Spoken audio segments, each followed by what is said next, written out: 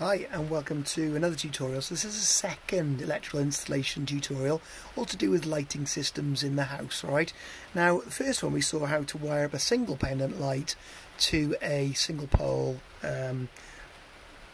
double throw switch like this, your normal electric switch, right? And hopefully you've tested that out with the power supply and little 12-volt bulbs and it's worked fine, okay?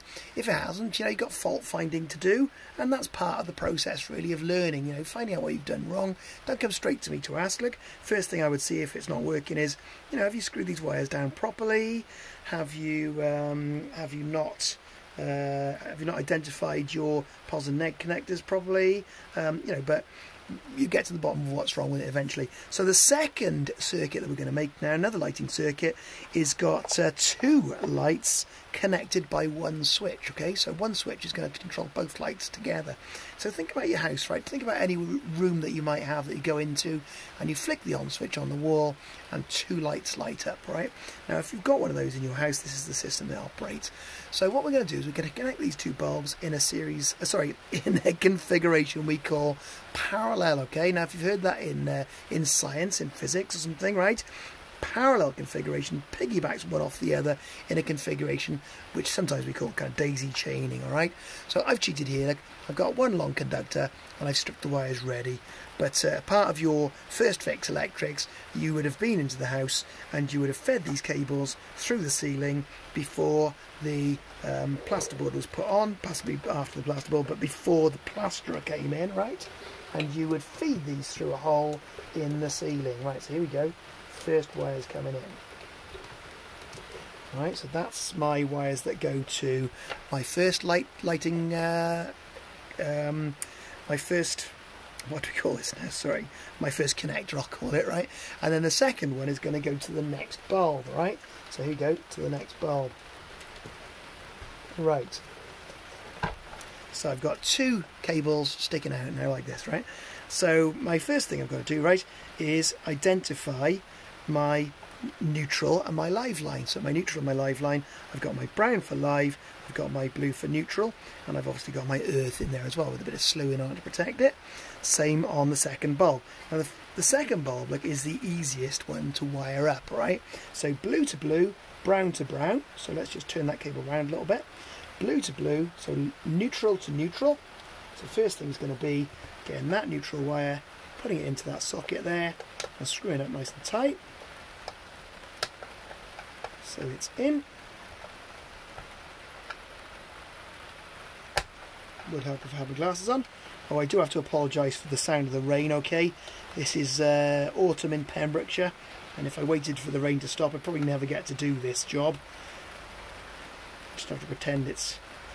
Hopefully you're watching this in summer, and it'll sound nice and like it's a cool rain. It's just a grotty old day here. And the neutral, sorry, the earth is going to go into the earth connector on the back of that bit there, the bigger connector. Okay, so he goes in together. Like so. Now that's the easy one done, alright? So my second bulb is connected to these cables, right? Now it needs to pick up power from the switched power output, okay? So basically the outside two connectors. Now here's where it's going to get a bit amusing, right? You're okay with the neutral line because you've got three connectors on it. So if you put that blue one into the neutral, so all my neutrals are joined together, but your brown one is going to cause you some issues, right? So watch, the brown one wants to go and share a terminal with one of the other two that are there. So you're going to have to screw out one of these screws almost all the way and put the pickup for the second bulb in with the first one, right? Now do not lose that screw. Now imagine if you were doing this upside down, right? You're going to be making sure if you drop a screw on the floor there, you'll be scrabbling around for hours trying to find it because they are tiny, right? Okay, so I've connected that in now. I've got my earth connector. It's starting to get a bit cramped in this now, isn't it, right? So I'm going to pull that cable back through to make a bit of space. And my earth, look, my continuous earth bonding is going to go into the one at the back by there, right? So I'll just pop that in and I'll be completed, right? So now our lighting system is capable of turning 2 lights on with 1 switch. Alright, so these lights, remember, connected in parallel, piggybacking off each other. Got my earth bonding working good. No bare metal showing, well, very little bare metal showing. Tiny bit on the end of that earth slewing. Could maybe have been cut a little bit longer. Some nice detailed photographs of that taken with the iPad to support the evidence. Alright, so we're building our skills. We're just extending it a little bit more. There's one more circuit that we want to make, and I'll do a different video for that, which is the system which is similar to your landing light in your house most likely. I'm going to strip the board of this bulb holder here, and I'm going to replace it with a switch. And what we're going to have is a system where, imagine you're landing before you go up the stairs. You are going to turn the lights on, you're going to walk up the stairs and then get to the top, and you're going to be able to turn the lights off with this one. But if you come in the middle of the night, you want to go downstairs, you can turn the light back on with this one and off with this one when you get to the bottom of the stairs.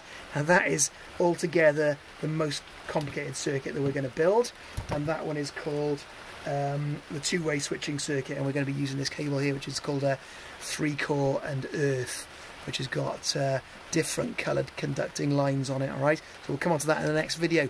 Right, like I said before, watch the video again, you know, pause it at the main points that you need to get your head round, and just, you know, keep it going there. Maybe you want to have your headphones on, watch this on your tablet or your laptop or your phone or whatever as you're doing the job, and just acquaint yourself with it. Or, you know, a really good way of doing this would be to watch this before we go in for the practical sessions. You know, a little homework task, open it up through the classroom, you know, find the YouTube link for it, or, you know, I've put QR codes on all these on the wall in the room, scan it with your phone, jump straight onto the YouTube channel, watch the videos, and then you'll be prepared for the next lesson when you come to do it. Alright, so good luck with that. I hope you enjoyed that video. Bye.